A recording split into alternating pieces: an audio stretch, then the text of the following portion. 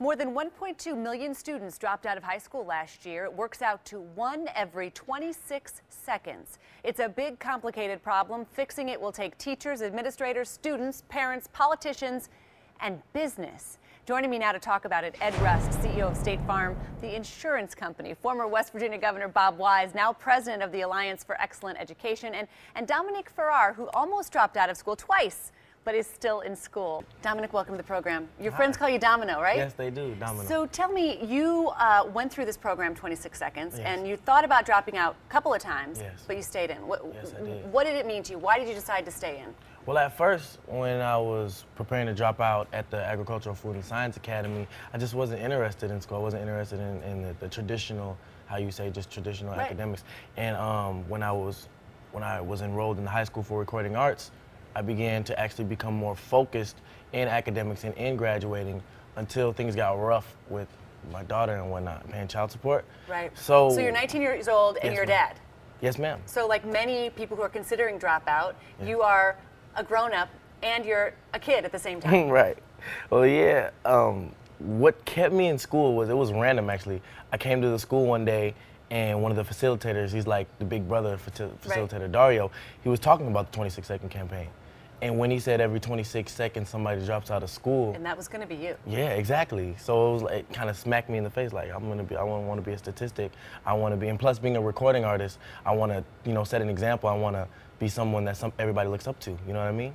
What about an example for your daughter as well? Because there's definitely also this dropout cycle that's very difficult to break, I mean, you are a role model. Right. And being a role model for my daughter is like, I don't want her to fall into a statistic that could grow. Like it could become every 10 seconds somebody drops out, you know what I mean? I don't want it to. So let me ask each of you, just quickly, what works? Is it mentorship? Is it money for college? Is it higher expectations from the people around you? What worked to keep you in school? It's really self-motivation. Like after you hear about the statistic, after you see the people around you are trying to help, now it's all up to the students. It's up to us as the students to actually take an effort to, go ahead and graduate high school, be you. Governor Wise, what works? Is it a little bit of everything? Does it depend it's a little bit of everything, but let me just say it's targeting. We know as early as 6th grade what students are on the dropout track. We can intervene, and we also know as early as 6th grade. As early as 6th grade, you can tell from drop in grades, you can tell from increased truancy, and you can tell from disciplinary problems. What happens to those kids? What happens is they don't wake up one day and drop out. It's a process that's taking place over many years. We also know this. We know that about 8% of our high schools contribute half of all dropouts in the country.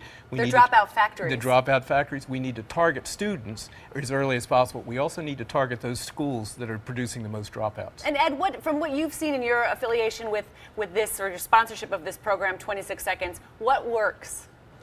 What is unique about the 26 Seconds program is really, as Dominique was saying, it's a variety of ways of connecting with today's youth. Be it through Twitter, be it through Facebook, be it through other means of social networking, or people attending, participating in school discussions, getting communities involved in it. There's no one single factor.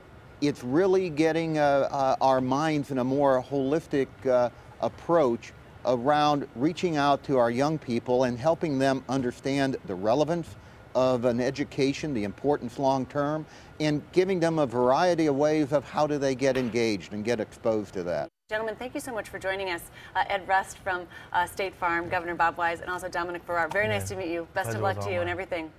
It was a parent who pushed my next guest, his mother. She wanted him to learn how to be safe in the swimming pool. He brought her home 16 Olympic medals. Next.